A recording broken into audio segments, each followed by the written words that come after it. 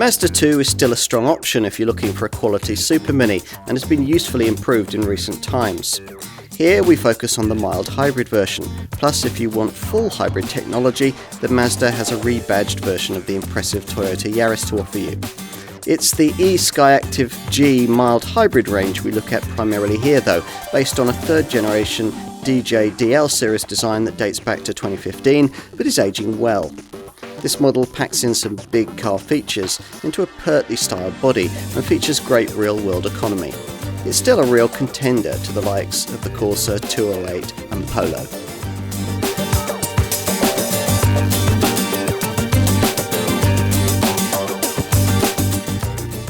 The Mazda 2 is still going places.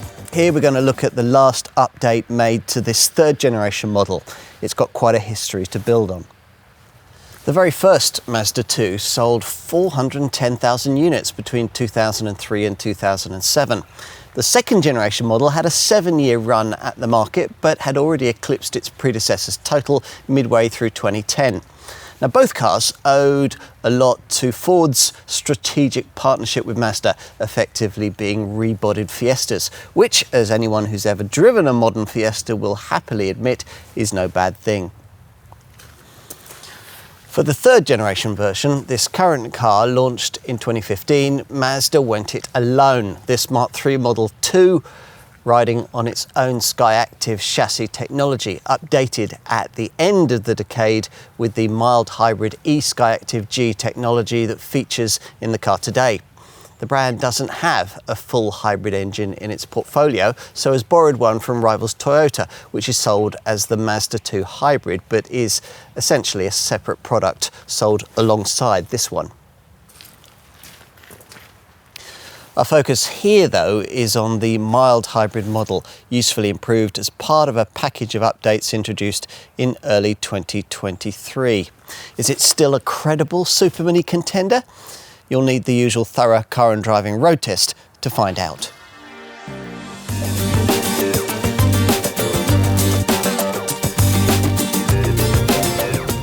It should be sporty, shouldn't it? After all, the Mazda 2 always has been, and right from the beginning, this third generation version has featured basically the same 1.5 litre SKYACTIV-G petrol unit that you'll find in entry-level versions of the brand's MX-5 sports car.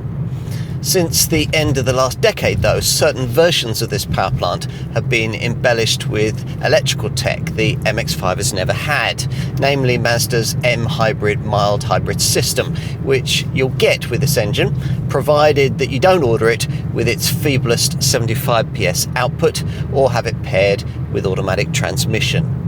Most will choose the M-Hybrid power plant in 90 PS form, but you can also have it in the up-rated 115 PS guise that we're trying here. Confusingly, the Japanese maker also offers a full hybrid Mazda 2, which isn't our focus here and is very much a separate product, based entirely on a Toyota Yaris, which means it gets that car's 1.5 litre self-charging engine mated to an 80 PS electric motor, giving a total system output of 116 PS. The M-Hybrid setup we've got here is very different and of course much less efficient, storing up energy recuperated off throttle or under braking and using it to aid acceleration and run the car's engine start-stop system. It works with 6-speed manual transmission. Mazda hasn't yet figured out a way of making it work with the alternative 6-speed auto that you can have with this car in 90 PS form. That adds over 2 seconds to the 90 PS manual model's 9.8 second 0 to 62 mile an hour time en route to 114 miles an hour. Figures this 115 PS model improves to 9.1 seconds and 124 miles an hour. But sportiness in a mainstream supermini doesn't usually have very much to do with outright speed. There are probably going to be a couple of ways people react to the road-going experience served up by this car. Those who might be familiar with the pre-2015 era second generation Mazda 2 model will probably find this Mark III version to be a little more mature and comfort orientated in comparison. Come to this supermini with experience limited to something else in this segment though, and you'll probably feel it to be quite sporty. The Mazda 2 always has been. I mention this difference in perspective to highlight the way the brand has sought to evolve this supermini in Mark III guise. The Fiesta underpinnings its Mark I and Mark II predecessors had to use historically both helped and hindered this model line's progress in the small car sector. On one hand, that chassis imbued the two with a reputation for agile sportiness, but on the other, it could do little to help it achieve the kind of big car feel needed for progress at the premium end of this segment. It all meant that when at last Mazda was able to design its own supermini completely from scratch and create its own chassis for this third generation version, a difficult balance of virtues was needed. The brand couldn't alienate customers who loved the previous model's verve and joie de vivre, but it couldn't grow its market share without Polo people, customers prioritising comfort and a small car that could occasionally also undertake longer trips too. To satisfy these folk with extra quality, though, would normally mean extra weight, with a consequent impact on running cost efficiency. It all caused quite a bit of head scratching in Hiroshima, one reason perhaps why it took the brand so long to develop this car. Still, what we ended up with was worth waiting for, developed primarily through extensive use of what the Japanese maker calls its e-SKYACTIV technology. e-SKYACTIV is one of Mazda's favourite buzzwords, an all-encompassing term for an efficient approach to vehicle engineering. This aims to drive down running costs by saving weight and ramp up driving enjoyment by doing exactly the same thing. It's a solution that seems so obvious, and indeed one that every other rival brand strives to achieve before getting bogged down in having to make its products bigger, better equipped, safer and better built. But then no other brand has invested itself into the process quite like Mazda.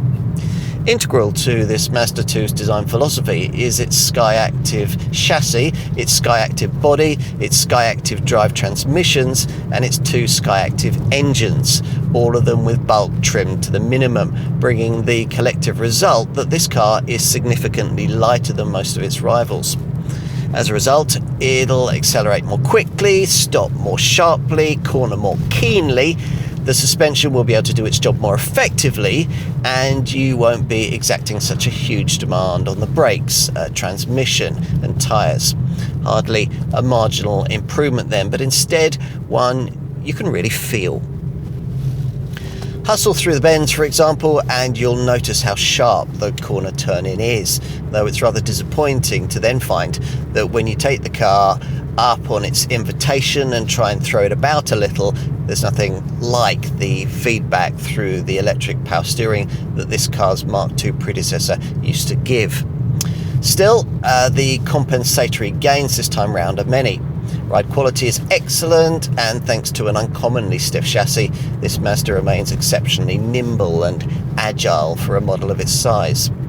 That's aided by the G-Vectoring Control Plus system that Mazda introduced into this car a few years back, which uses the brakes to apply direct yaw movement control in addition to engine control. Basically, it helps you get grip down through the bends. It's nippy around the town too, an environment where you appreciate the ease with which you can park this car and its tight 4.7 metre turning circle. I'll finish by reiterating the e-SKYACTIV development philosophy that undergirds everything about this car, aimed at making it feel that bit more grown up, that bit more solid, safe and premium. You wouldn't have thought that making it lighter was a good way to go about that. After all, light equals tinny and tinny equals cheap and noisy, doesn't it? Not here apparently. The stiff chassis plays its part in refinement, along with specially designed floor panel beads that reduce cabin noise by as much as 5 decibels, for example, and a lot else that I won't bore you with. Bottom line is that noise has been ruthlessly engineered out of this car at source, and as a result, almost nothing creaks, nothing feels cheap. True, the engines can be a bit vocal if you rev them, but the extra torque that comes with this e-SKYACTIV technology helps to minimise the need for that. Combine all this with a decent driving position and truly excellent seats, and you have a small car that's more adept at most at undertaking longer trips. Mission accomplished.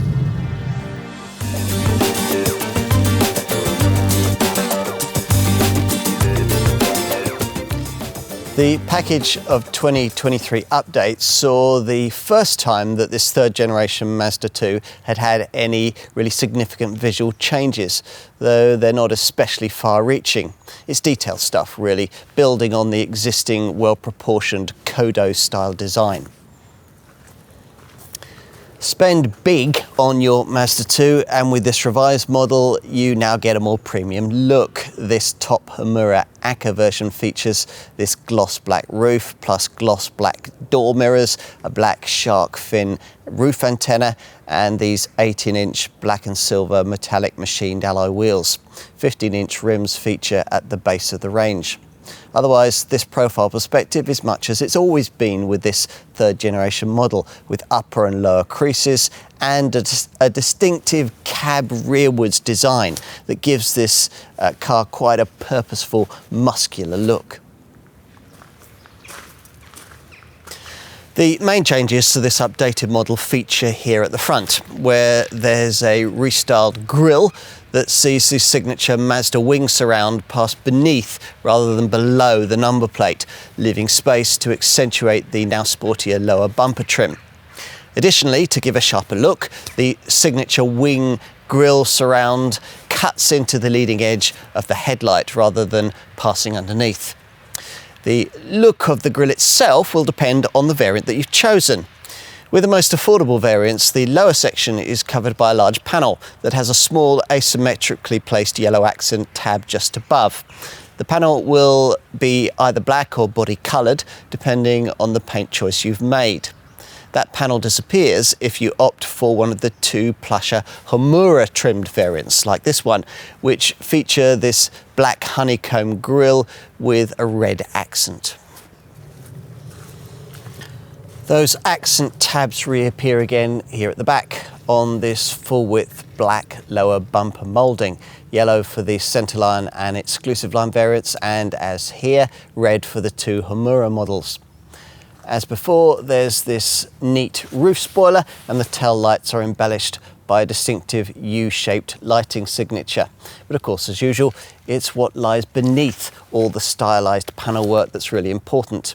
In this case, a light yet strong SKYACTIV body and a SKYACTIV chassis that's designed to try and replicate the kind of connected feeling that you get in Mazda's little MX-5 sports cars, something the brand likes to call Jinba Itai. This translated from the Japanese to mean a feeling of horse and rider becoming one. The same concept has inspired much of the thinking that's created an equally characterful at-the-wheel experience. The wide opening doors make it easy to get in. And once inside, the cabin's more spacious than the exterior styling leads you to expect it might be, divided into two zones, one focused on driving, the other on connectivity and infotainment. This Mark III Mazda 2 has been around nearly a decade, but some of the features fitted here still haven't been replicated by more recently designed superminis. This remains the only small hatch with a useful lower controller for the centre screen. And it's rare to find a head-up display fitted to a car of this size, which you get on a plush Homura Acca Mazda 2 variant like this one. Along with quite a smart standard of trim that on all the revised models now includes this spec-dependent dashboard insert, here smartly red-stitched in a microfleece style material that matches the upholstery of the red-piped seats. Homura models also get these contrasting red surrounds for the fascia's three circular jet engine style air vents, and plush additions like heat for the seats and steering wheel. Across the range, as before, cabin quality is a level above what most other superminis provide. If you haven't tried a Mazda 2 before, there are a few things that'll stand out. First up is this deeply cowled motorcycle-style central dial, provided as a rev counter with a digital speed readout that's also replicated on that optional head-up display. The instrument display includes selectable trip computer data, and the whole layout is all so neat and uncluttered that you initially wonder what might be missing before realising that actually nothing really is. The other defining interior feature lies not in what's included, but in what's missing. There's no conventional centre stack. dividing the front of the cabin, so no mid-fascia mounted display screen or stereo system. That infotainment display has been resited onto the very top of the dash, where it's placed more precisely into your field of vision. The 8-inch colour screen itself, which initially seems a little half-finished given that not all the home screen icons fit within the confines of the display, actually turns out to work really well, marshalling the usual stereo, media and informational functions with slick clarity. Plus, of course, it simply loves to work with your smartphone via Apple CarPlay and Android Auto, though for the latter you'll need to connect in using a wire. Mazda also claims that you can have Facebook posts read to you through the speakers and post your own via the voice command system, which all sounds very distracting to me. Most other superminis have this kind of functionality these days, of course, but all of them require you to control their infotainment screens with either voice or touch control. As I mentioned earlier, this Mazda 2 offers the additional convenience of operating this central display via this silver rotary multimedia commander controller that you'll find just behind the gear stick. As with so much in this Mazda, it's the sort of feature you'd expect to find in a larger, pricier car. Earlier, I was talking about that feeling of connectedness that you get with this design. This driving position delivers that, though it takes a moment or two to realise why. It might be down to the optimally placed pedals freed up for perfect positioning thanks to the way that the front wheels of this third generation design have been deliberately moved 80 millimeters forward. And the ideal sighting of the chunky 3-spoke steering wheel also helps. For me though, it's the seats that are most important here. Height adjustable, of course, and chairs that were redesigned in this Mark III model to provide 30% more body contact and much more support for your lower and upper back. The seat structure is fashioned to better support the body and helps maintain a posture in which the pelvis is upright and the spine maintains a natural S-shaped curve. These chairs also offer plenty of front and rearward movement, as does that rake and reach adjustable wheel. In short, getting comfortable in this Mazda is as easy as you could ever imagine it would be in a car of this diminutive size. There are other upmarket style touches too, like the 3 Audi A1 style circular vents I mentioned earlier. The offside 2 connected by a 4th horizontal one for extra styling symmetry. You really have to stretch to the plusher trim levels to get the full effect of all this though, and even there you don't quite get the depth of materials quality that you would in an A1. The Hiroshima brand, it seems, still has a little to learn from the plusher Volkswagen Group brands in terms of soft touch plastics and general cabin embellishment. That said, what's served up here is fine for a supermini, complemented by what seems like solid build quality from the Thai factory. Then there's the question of all-round visibility, which is very good once you get used to the slight restrictions in your over-the-shoulder perspective. Otherwise, the car is very easy to place. The long bonnet making parking easy, and the slim A-pillars improving your front three-quarter view at roundabouts and junctions. The seats have been placed a little further apart than is usual in a supermini, which parents will find makes turning round to their rear-seated offspring that little bit easier. That only leaves a few practicalities. There's a big glove box, deep door pocket shaped to hold large 1-litre bottles, and a useful smartphone-sized tray ahead of the gear stick, above which lie twin USB-A ports, a 12-volt socket, and, rather showing the age of this design, SD card slots. Mazda also provides twin cup holders next to the manual handbrake, with a compartmentalised cubby further back between the seats. And there's a ticket clip on the driver's sun visor. Let's take a seat in the rear.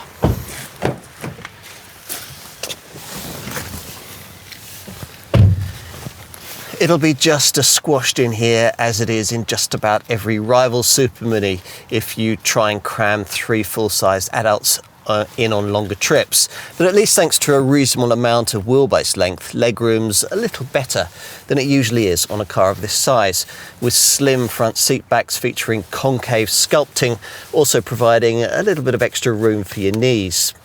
Headroom, though, isn't especially generous, and the sweeping rear windows slightly restrict your view out.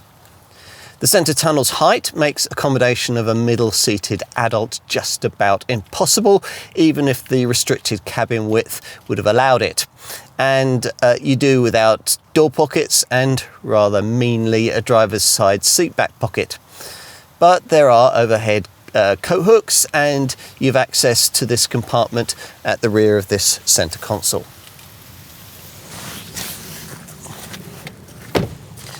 Out back, the boot capacity, 280 litres, is about the same as you get from most rivals, though a little down on boxier contenders like Škoda's Fabia and Hyundai's i20.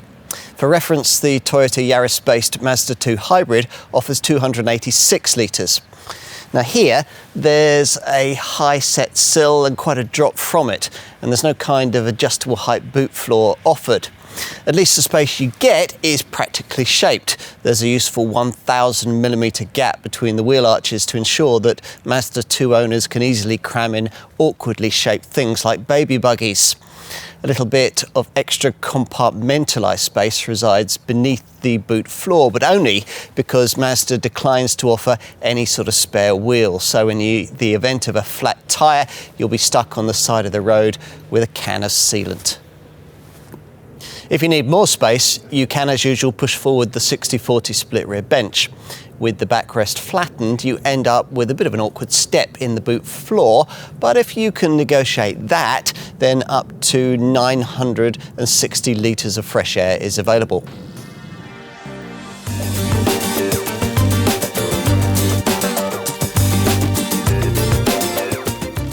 There are two kinds of Mazda 2 that you can choose these days. The conventional version, which is what we have here, primarily featuring the brand's 1.5 litre e-SKYACTIV-G mild hybrid petrol power plant, and a full hybrid model, which is essentially just a rebadged Toyota Yaris, but costs a fair bit more than this conventional car. Now, it's the conventional 1.5 litre variants that are our focus today, which in this improved form come with a single 5-door body style and 4 revised trim levels.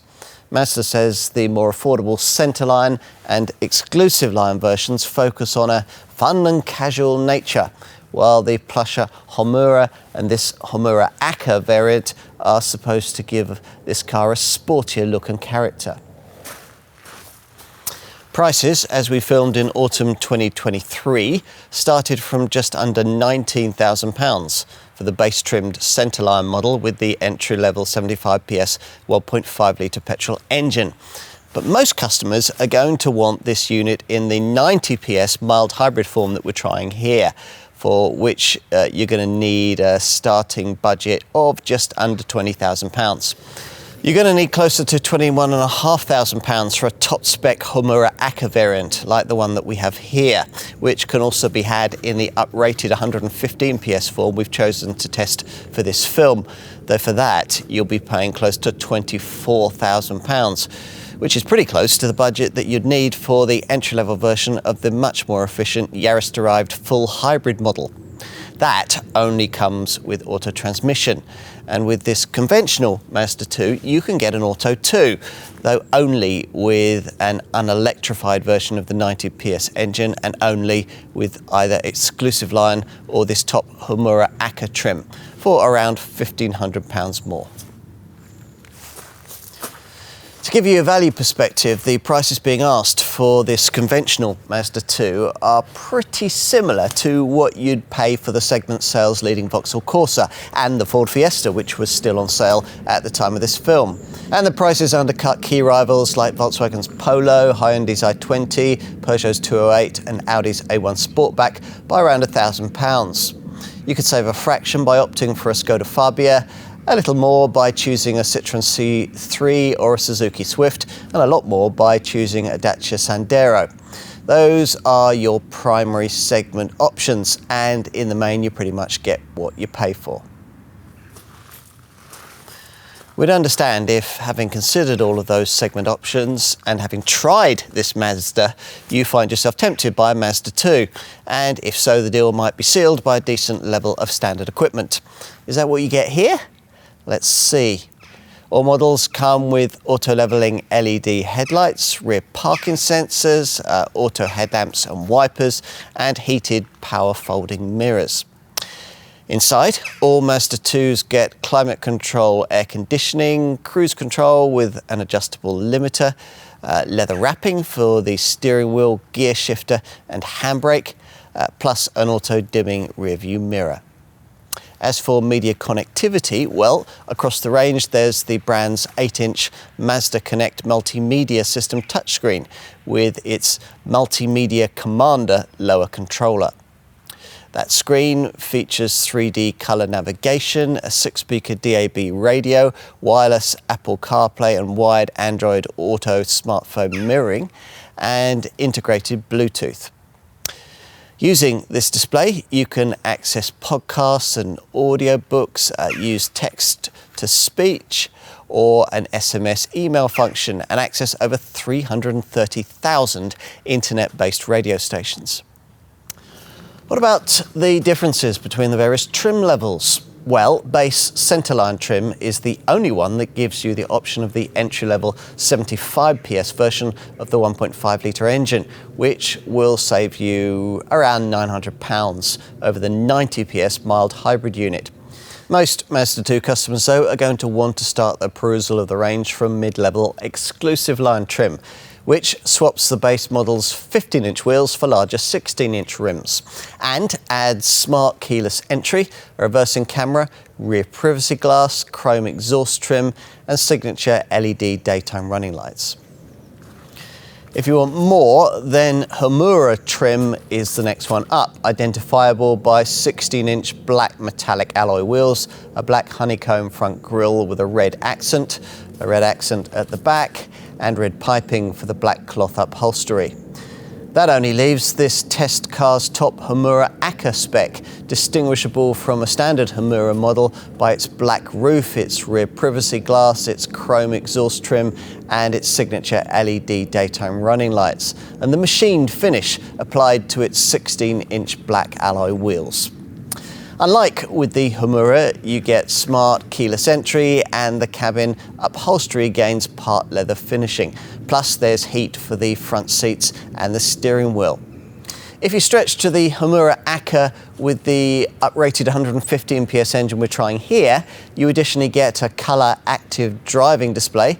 That's Mazda's name for a head-up display. Plus a 360-degree around view monitor, front parking sensors, adaptive LED headlights, and some extra camera safety features that we'll cover off for you in a moment. On to options. You can add an alloy pedal set, a colour-coded key shell, stainless steel door scuff plates, and roof carrier crossbars. There's also a wide range of accessory alloy wheels. You can add mud flaps, plus a rear spoiler in brilliant black, a boot liner, and if your chosen Mazda 2 doesn't have them, chrome-tipped exhaust extensions and a black shark fin antenna. Be careful with your choice of exterior colour. With the aim of giving customers more colour combination choices, on Soul Red Crystal, Snowflake White, Platinum Quartz, Polymetal Grey, and as here, Airstream Blue painted cars, the grille panel is body coloured, while on Machine Grey, Deep Crystal Blue, Ceramic Metallic and the new Aero Grey colour, the grille panel is in jet black to give a smart contrasting look. Jet black cars also have a jet black grille panel. On to safety and this car's e-SKYACTIV-Sense range of active safety technology features. None of the more advanced ones, we should point out, feature with the base 75 PS variant, so remember that if you're tempted to penny pinch and choose it. Provided you specify your Mazda 2 with the 90 PS mild hybrid power plant though, your car will come with the brand's advanced smart city brake support system. At low speeds of up to 18 miles an hour, this scans the road ahead for you as you drive for potential collision hazards. If one is detected, you'll be warned. If you don't respond or aren't able to, the brakes will automatically be applied to decrease the severity of any resulting accident. Also included is a lane keep assist system with lane departure warning. For more in terms of camera safety, you have to stretch right to the very top of the range and the 115 PS version of the Homura Acca model that we're trying here. That adds a rear cross-traffic alert system that monitors your blind spots for you when you're reversing out of a space, and rear smart city brake support, which uses 2 ultrasonic sensors mounted on the bumper to keep track of obstacles when reversing at low speeds. There's also driver attention alert to alert drowsy drivers, and also a blind spot monitoring setup that on the move stops you from dangerously pulling out to overtake in front of another car. That's a useful thing to have here, since over-the-shoulder visibility in this Mazda is a little restricted. As for more conventional safety features fitted right across the range, well, let's start with the passive stuff. All models get ISOFIX child seat fastenings, along with a pedestrian-friendly bonnet and bumper, plus twin front, side and curtain airbags. As for the basic electronic active elements, well, that tally runs to DSC dynamic stability control, a TCS traction control system, and an ABS braking setup with EBA emergency brake assist for panic stops that'll be advertised to following motorists by an ESS emergency stop signalling feature that automatically flashes your hazard lights when you slam on the anchors. There's also a tyre pressure monitoring system and an HHA hill hold assist setup that stops the car from drifting backwards on uphill junctions.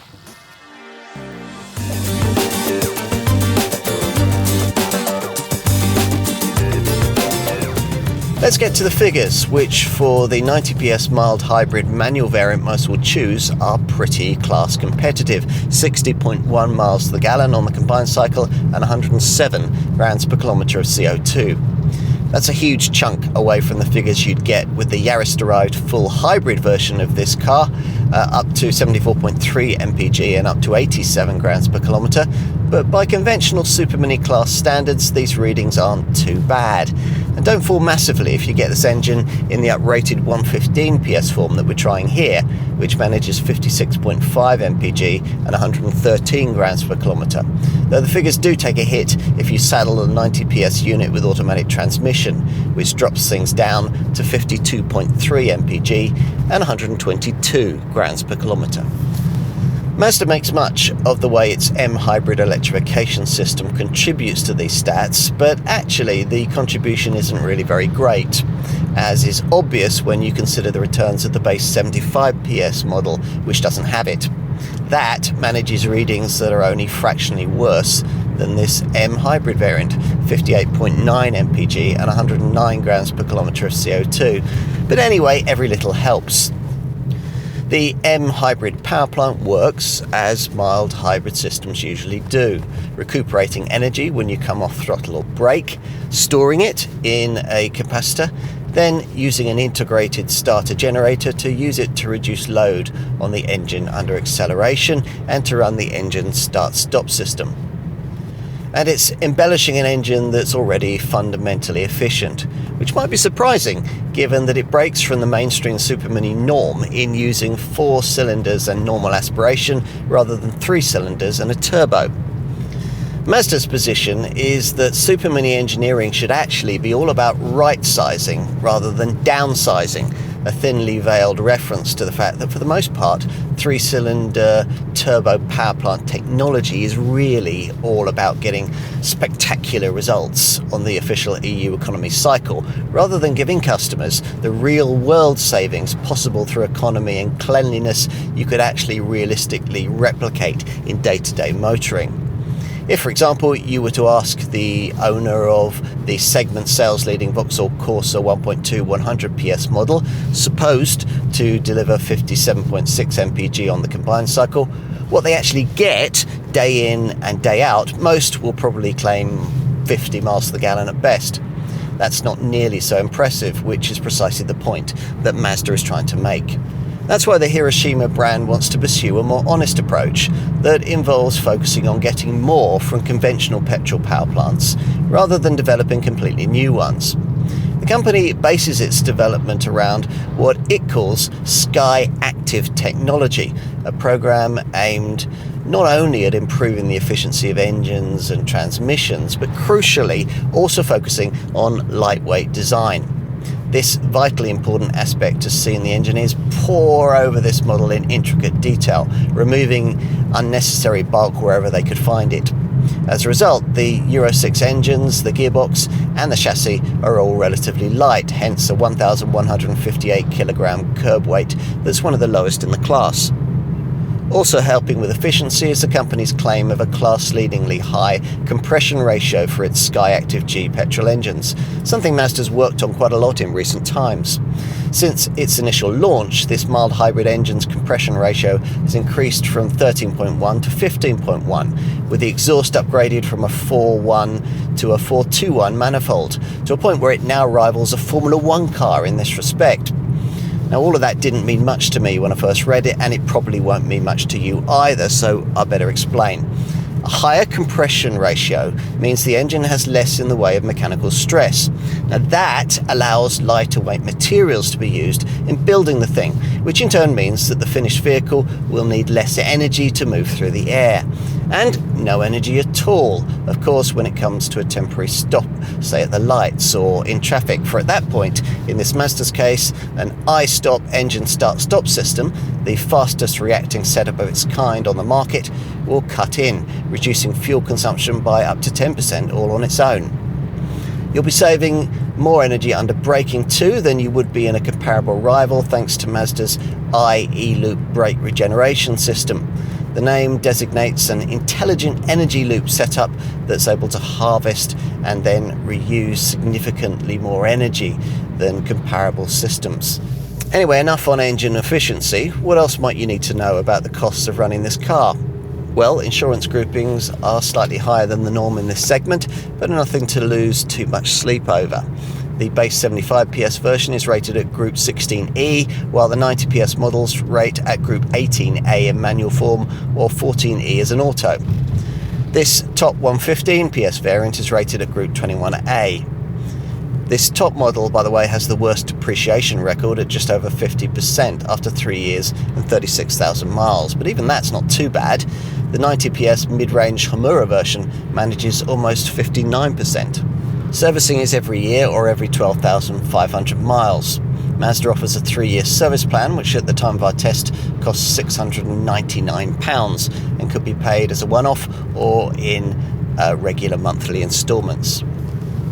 As for peace of mind, well, given the reliability of Mazda products, you'd have thought the company might have wanted to improve upon its usual 3-year 60,000 mile package and take on the Korean brands when it comes to warranties. Not so. That familiar standard warranty remains in place for this car. Still, the cover provided does continue to include 3 years of European roadside assistance.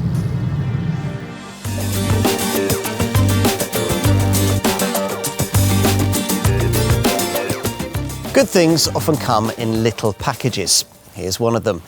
It's a small car that's been developed with an extraordinarily large amount of care, and as a result remains a class act nearly a decade after its original launch. Arguably, there are still few other class rivals that offer a better all-round blend of performance and efficiency. Plus, this improved third-generation Mazda 2 offers smart looks, reasonable pricing, and some lovely quality touches. We particularly like the cabin with its focused driving position and commander controller operated infotainment screen. There's still nothing quite like this dashboard design in the segment, particularly if you compare it to a head-up display. On the road, this remains one of the more agile and enjoyable superminis you can buy, and one that at the same time manages reasonable standards of ride and refinement. There are, it's true, more spacious superminis you could choose. Some are more affordable too. and we'd be tempted to find the extra to get the considerably greater running cost efficiency offered by the Toyota-derived full hybrid Mazda 2. But if budget limits you to this M hybrid model, there's still lots to like. This third generation Mazda 2 is wearing its age well. The bottom line is that if you thought all superminis were the same, it's well worth trying one of these. Life, you might find, is full of surprises.